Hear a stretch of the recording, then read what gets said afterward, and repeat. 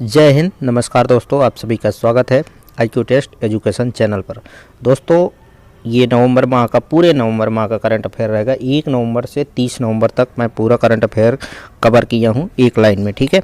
और इसमें करीब 59 क्वेश्चन हैं और महत्वपूर्ण है। और दोस्तों, एक चीज़ आपको बता दें, करंट अफेयर तैयार करने का तरीका क्या होता है कि इस वीडियो को पढ़िए, फिर इसका एक नोट्स बनाइए और उस नोट्स को बीच बीच में देखते रहिए और पेपर टाइम में एक बार और देख लीजिए। करंट अफेयर रटा नहीं जाता है, आप पढ़े रहेंगे और एक बार, दो बार, तीन बार, तो वो जब आपके सामने क्वेश्चन आते हैं ना, तो आप उस पर 100% सही आंसर लगाएंगे। रटने की ज़रूरत नहीं होती है, बस आप इसको नोट्स लेकिन ज़रूर बना कर रखिए। अगर नोट्स नहीं बनाते हैं तो फिर सब व्यर्थ है। तो चलिए स्टार्ट करते हैं। पहला क्वेश्चन है, पृथ्वी विज्ञान मंत्रालय ने किस शहर में भारत का पहला मानव युक्त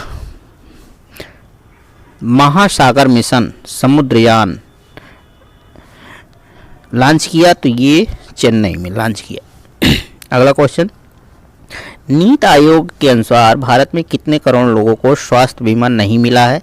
तो ये करीब 40 करोड़ लोग ऐसे हैं कि जिनको स्वास्थ्य बीमा नहीं मिला है। अभी 2011 जनगणना के अनुसार भारत की करीब 130-135 करोड़ के आसपास जनसंख्या है। तो कहने का मतलब 90 करोड़ करीब कवर किए गए हैं स्वास्थ्य बीमा योजना के तहत, लेकिन 40 करोड़ ऐसे हैं जो मिडिल क्लास से आते हैं, उनको नहीं कवर किया गया है। चलिए आगे देखते हैं। UIDAI ने भारत सरकार से किस बिल से छूट की मांग की है? तो ये की है व्यक्तिगत डाटा संरक्षण बिल। अगला क्वेश्चन, T20 इंटरनेशनल क्रिकेट में सबसे तेज 100 विकेट लेने वाले दुनिया के पहले खिलाड़ी कौन हैं? तो ये राशिद खान है और इन्होंने कुल 53 मैच खेला है, इसमें 100 विकेट इन्होंने सबसे तेज लिया 53 मैच खेलकर। ये क्वेश्चन आपके लिए इंपॉर्टेंट है, इसको याद रखिएगा। राष्ट्रीय एकता दिवस कब मनाया जाता है? तो 31 अक्टूबर को मनाया जाता है।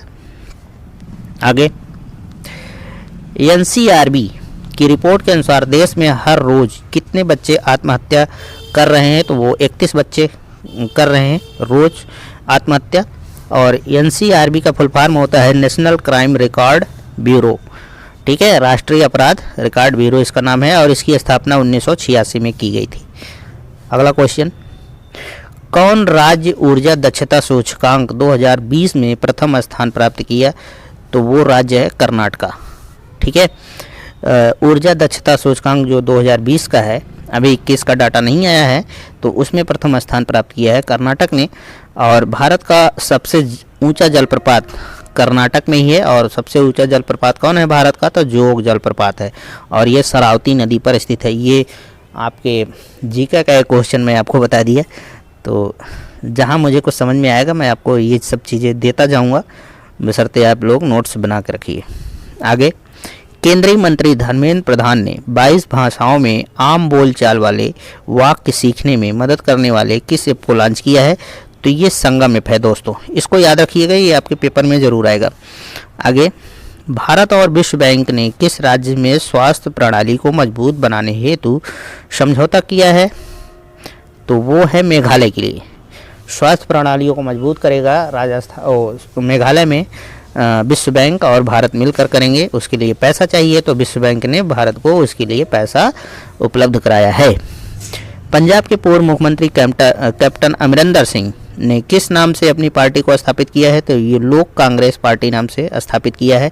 जैसा कि आप सभी जानते हैं कि कैप्टन अमरिंदर भारतीय राष्ट्रीय कांग्रेस पार्टी से थे और वो पंजाब में मुख्यमंत्री थे, उनको हटा दिया गया तो काफ़ी विवाद हुआ, तो उन्होंने एक नई पार्टी बनाई लोक कांग्रेस पार्टी नाम से। अगला क्वेश्चन, किस देश ने 5 से 11 साल के बच्चों के लिए फाइजर टीके को मंजूरी प्रदान कर दी है? तो वो अमेरिका है। अगला क्वेश्चन, आत्म भारत, ये गलत हो गया है, इसको होना चाहिए आत्मनिर्भर भारत, ठीक है, आत्मनिर्भर भारत होना चाहिए, यहाँ आत्म भारत लिखा है, तो इसको मैं सुधार कर दे रहा हूँ, बता दे रहा हूँ कि आत्मनिर्भर भारत है। आत्मनिर्भर भारत के समर्थन में किस कंपनी ने भारत सरकार के राष्ट्रीय ग्रामीण आजीविका मिशन के लिए साझेदारी की है? तो ये फ्लिपकार्ट है दोस्तों, इसको याद रखिएगा। फ्लिपकार्ट के CEO कौन है? कल्याण कृष्णमूर्ति जी हैं, ठीक है, CEO भी पूछ लेता है, तो इसको आप जानकारी रखिए। अगला क्वेश्चन है, पीएम नरेंद्र मोदी ने केदारनाथ धाम में किस प्रसिद्ध गुरु की प्रतिमा का अनावरण किया? तो ये आदि शंकराचार्य जी हैं, ठीक है, आदि शंकराचार्य जी का मूर्ति का अनावरण किया। इनका जन्म, शंकराचार्य जी के बारे में कुछ जानेंगे। इनका जन्म कलाड़ी में हुआ था और मृत्यु केदारनाथ में हुआ था। गुरु इनके थे गोविंद भगवत पाद और दर्शन इनका क्या था? तो अद्वैत वेदांत था। और स्मार्त संप्रदाय में आदि शंकराचार्य को भगवान शिव का रूप माना जाता है। ये इतना महत्वपूर्ण है आपके लिए। आगे अगला क्वेश्चन है, भारतीय क्रिकेट टीम का वर्तमान कोच कौन है? तो भाई साहब ये राहुल द्रविड़ जी हैं। कौन? राहुल द्रविड़। और पूर्व कोच कौन थे? तो रवि शास्त्री जी थे। इसको भी ध्यान में रखिएगा, इसको भी ध्यान में रखिएगा, ये पूछा जा सकता है आपसे परीक्षा में। 12वें द्विवार्षिक पर्यावरण प्रदर्शन सूचकांक EPI में वायु प्रदर्शन सूचकांक में भारत का स्थान तो 168 है, 168। अगला, चीन की स्पेस वॉक करने वाली प्रथम महिला अंतरिक्ष यात्री कौन है? तो ये आपसे पूछा जा सकता है, वांग यापिंग, ठीक है। और द मॉर्निंग कंसल्ट के सर्वे के अनुसार दुनिया के विभिन्न नेताओं में प्रथम स्थान किसने प्राप्त किया है? तो वो नरेंद्र मोदी जी ने किया है। किसने किया है? नरेंद्र मोदी। ये गौरव की बात है कि पहले हमारे देश के नेता इस सूची में नहीं आते थे, अमेरिका ही आता था या ब्रिटेन के लोग आते थे या फिर बड़े बड़े देशों के लोग आते थे। लेकिन आज एक टाइम ऐसा आया है कि अपने देश का भी नाम रोशन हो रहा है नेताओं के माध्यम से। आगे चलिए,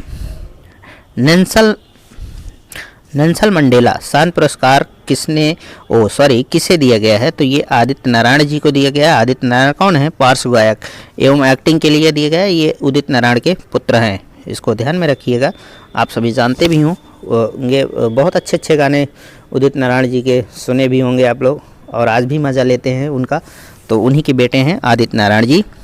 अगला क्वेश्चन है, आदिवासी तुलसी गौड़ा को पर्यावरण के क्षेत्र में बेहतरीन काम के लिए किस अवार्ड से सम्मानित किया गया है? तो वो किया गया है पद्मश्री से। और किस राज्य के हैं? तो ये कर्नाटक के हैं। भारत के चार सर्वोच्च नागरिक पुरस्कार हैं जो भारत सरकार के द्वारा दिया जाता है, वो है भारत रत्न। ये इन चारों पुरस्कारों का जब इनको स्थापित किया गया तो 1954 ही था। और भारत रत्न सर्वप्रथम किसे दिया गया था? तो सर्वपल्ली राधाकृष्णन जी को दिया गया था। तो उन्हीं में से इनको पुरस्कार मिला है, किस नाम से? पद्मश्री। तो ये चौथा पुरस्कार होता है भारत का सर्वश्रेष्ठ पुरस्कार। अगला क्वेश्चन, हाल ही में किस शहर को यूनेस्को की क्रिएटिव सिटीज नेटवर्क में शामिल किया गया? तो ये श्रीनगर है। ये बहुत ही महत्वपूर्ण क्वेश्चन है, इसको ध्यान में रखिएगा आप लोग। अगला क्वेश्चन, हाल ही में चीन ने पाकिस्तान को कौन सा युद्धपोत दिया? तो ये आप लोग याद रख सकते हैं, PNS तुगरिल टाइप 054A/P। ये तुगरिल आप ध्यान में रखिएगा, आपको मिल जाएगा आंसर। और लॉजिस्टिक प्रदर्शन सूचकांक में किस राज्य को पहला स्थान प्राप्त हुआ है? तो वो गुजरात है, ठीक है। अगला क्वेश्चन, भारतीय नौसेना को प्रोजेक्ट 75 के तहत चौथी स्कॉर्पियन पनडुब्बी सौंपी गई है, उसका नाम है बेला। और भारत का अगला नौसेना प्रमुख किसे चुना गया है? तो वो है वाइस एडमिरल R हरिकुमार। ये आपसे पूछा जा सकता है पेपर में। अगला क्वेश्चन, निर्माण कार्यों में लगे श्रमिकों की सहायता के लिए किस राज्य ने श्रमिक मित्र योजना शुरू की है? तो वो शुरू किया है दिल्ली ने। दिल्ली के मुख्यमंत्री केजरीवाल जी हैं, सभी जानते हैं आप सभी। अगला क्वेश्चन, केंद्र सरकार ने 15 नवंबर को बिरसा मुंडा की जयंती को किस दिवस के रूप में मनाने की घोषणा की है? तो ये जनजाति गौरव दिवस के नाम से मनाया जाएगा और आप इसको ध्यान रखिएगा। बिरसा मुंडा बहुत महत्वपूर्ण है और ये आपके पेपर में ज़रूर आ जाएगा। ग्लोबल ड्रग पॉलिसी इंडेक्स 2021 में भारत किस स्थान पर है? तो वो 18वें स्थान पर है, इसको भी ध्यान में रखिएगा। अगला क्वेश्चन, बंधन बैंक का ब्रांड एम्बेसडर कौन चुना गया है? तो वो है जुबिन गर्ग असम के निवासी हैं, तो इनको चुना गया है। नारकोटिक्स कंट्रोल ब्यूरो के नए महानिदेशक कौन हैं? तो सत्यनारायण प्रधान जी हैं। ई अमृत पोर्टल क्या है? इलेक्ट्रिक वाहन जागरूकता वेब पोर्टल, यही है, ठीक है, ई अमृत पोर्टल योजना। अगला क्वेश्चन, भारत का 52वां अंतर्राष्ट्रीय फिल्म महोत्सव कहाँ मनाया गया? तो वो गोवा में मनाया गया 20 नवंबर को। अगला क्वेश्चन, संयुक्त राष्ट्र जलवायु परिवर्तन सम्मेलन 2022 की मेज़बानी किस देश को प्रदान की गई? तो वो मिस्र था, और वो मिस्र है। तो ये मेज़बानी दी गई है मिस्र को 2022 के लिए। और T20 वर्ल्ड कप 2021 विजेता कौन था? तो ऑस्ट्रेलिया था, इसको ध्यान में रखिएगा। और उप विजेता कौन था? न्यूजीलैंड था। अगला क्वेश्चन, राष्ट्रीय क्रिकेट अकादमी NCA का प्रमुख किसे चुना गया है? तो वो हैं BBS लक्ष्मण जी।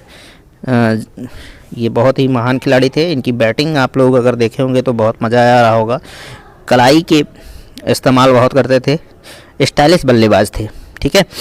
और वायु गुणवत्ता और प्रदूषण शहर ट्रैकिंग सेवा के मुताबिक भारत के वे 3 शहर विश्व के 10 सबसे प्रदूषित शहरों में शामिल हैं। कौन कौन? दिल्ली पहला स्थान, कोलकाता दूसरा, मुंबई तीसरा। ये 3 शहर हैं भारत के जो विश्व के 10 बहुत गंदे शहर हैं। तो ये 3 शहर इसमें देखिए, इसमें कोई बहुत अपमान की बात नहीं है। दिल्ली में लोग रोजगार के लिए जाते हैं तो सीधी सी बात है गंदा रहेगा। कोलकाता आपका वैसा ही है, बहुत घना है। मुंबई में जानते ही हैं कि किसी हर दूसरे तीसरे घर से एक मुंबई में जाने वाला है कमाने के लिए। तो वहाँ सीधी सी बात है, जहाँ ज़्यादा भीड़ रहेगी वहाँ गंदगी रहेगी। इसमें कोई अपमान की बात नहीं है, ये सब होता रहता है। आगे चलिए देखते हैं, हाल ही में किस प्रख्यात लेखिका का निधन हो गया? तो वो थी मन्नू भंडारी जी। हिंदी की लेखिका थी ये, बहुत अच्छी अच्छी रचनाएं हैं। दो इनकी रचनाएं मैं आपको बता देता हूँ। एक है आपका बंटी और दूसरा है महाभोज। बहुत ही प्रसिद्ध हैं ये सब। आपका बंटी तो बहुत ही फेमस है, इसी के माध्यम से ये फेमस भी हुई थी मन्नू भंडारी जी। अगला क्वेश्चन है, भारत सरकार ने सुशासन को बढ़ावा देने के लिए मंत्रिपरिषद के सभी 77 मंत्रियों को कितने भाग में बांट दिया? तो ये आपको ध्यान में रखना है, 8 भागों में बांटा है, ठीक है। कोलंबिया का फिर से सक्रिय होने वाला ज्वालामुखी कौन है? ये आपके पेपर में ज़रूर आने वाला है, नेवाडो डेल रुइज। इसको ध्यान में रखिएगा, नेवाडो डेल रुइज ज्वालामुखी है जो अब सक्रिय हो गया है फिर से। अगला क्वेश्चन, फीफा वर्ल्ड कप 2022 किस देश में आयोजित होगा? तो ये होगा भाई कतर में। अगला क्वेश्चन, तेलंगाना के किस गांव को दुनिया का सर्वश्रेष्ठ पर्यटन गांव चुना गया है? पोचमपल्ली। ये पर्यावरण के अंतर्गत भी आएगा, आपके करंट अफेयर में भी आएगा, पर्यावरण के अंतर्गत भी आएगा इसको, और GS के भी अंतर्गत आ जाएगा। आप लोग को इसको ध्यान में रखना है, बहुत ही इंपॉर्टेंट क्वेश्चन है। अगला, दिल्ली में स्थित रक्षा अध्ययन और विश्लेषण संस्थान अब किसके नाम से जाना जाएगा? तो भाई जाना जाएगा मनोहर पर्रिकर जी के नाम पर। मनोहर पर्रिकर जी कौन थे? पूर्व रक्षा मंत्री थे अपने देश के, भारत के, और बड़े ही ग्रेट आदमी थे भाई साहब, ईमानदार भी थे।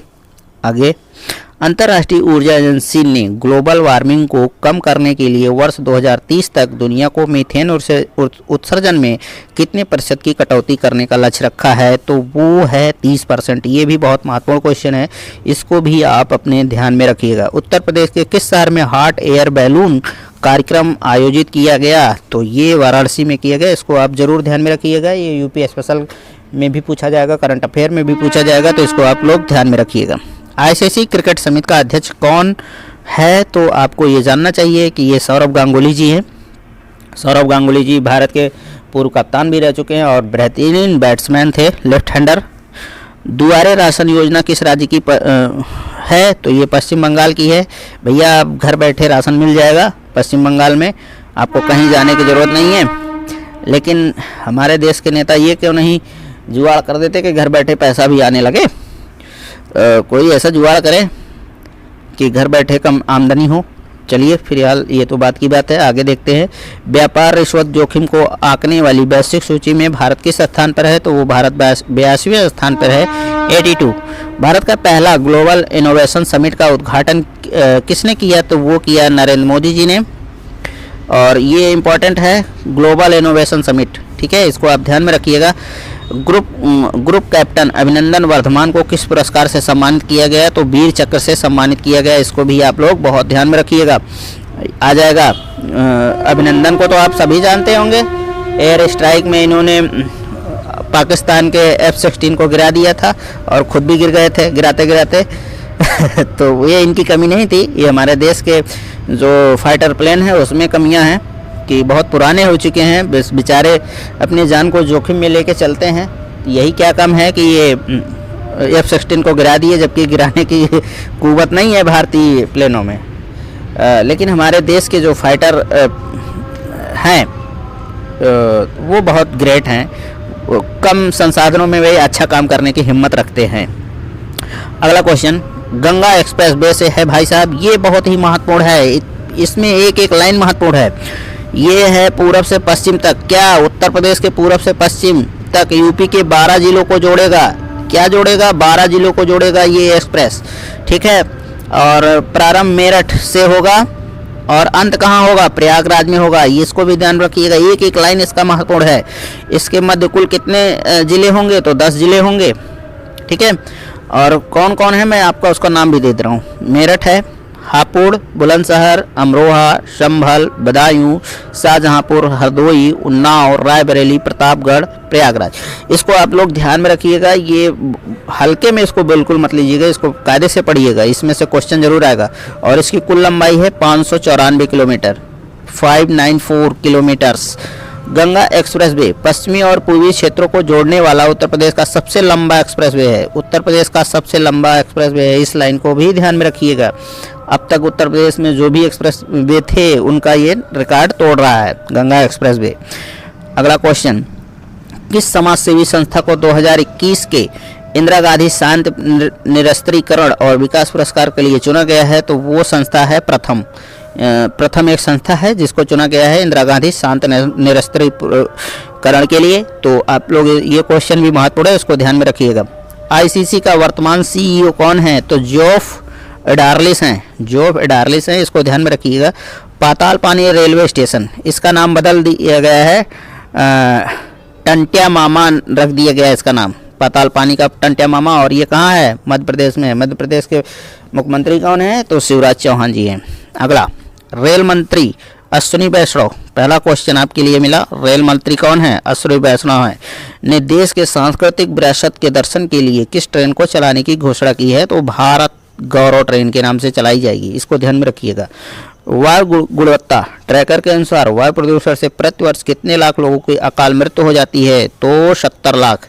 कोई बहुत बड़ी संख्या नहीं है भाई साहब ये, क्योंकि 7 अरब के ऊपर हैं भारत, पूरे विश्व में जनसंख्या भी है, 70 लाख मर गए तो कोई बहुत बड़ी बात नहीं है।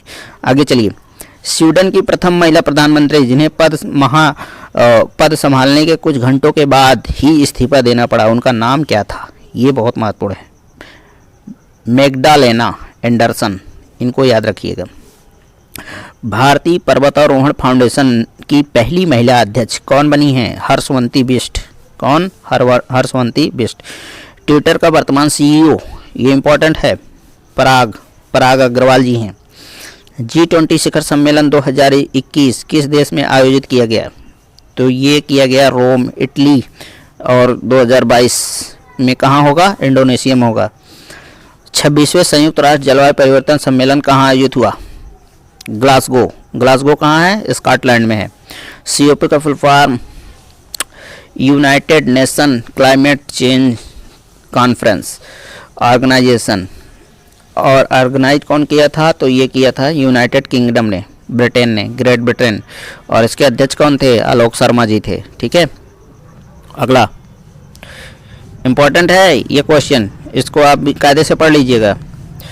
आज का अंतिम क्वेश्चन, जम्मू कश्मीर के पहले ओपन एयर फ्लोटिंग थिएटर का उद्घाटन किस झील में किया गया? तो वो जम्मू कश्मीर में झील है, डल झील, इसीलिए किया गया, ठीक है।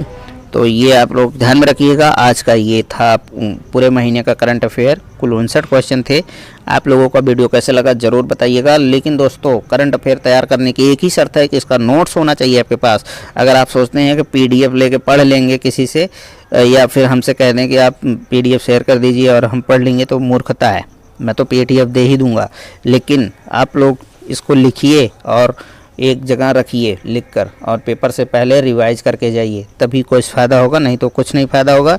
तो आज के लिए बस इतना ही। आप लोगों को नमस्कार, जय हिंद, वंदे मातरम।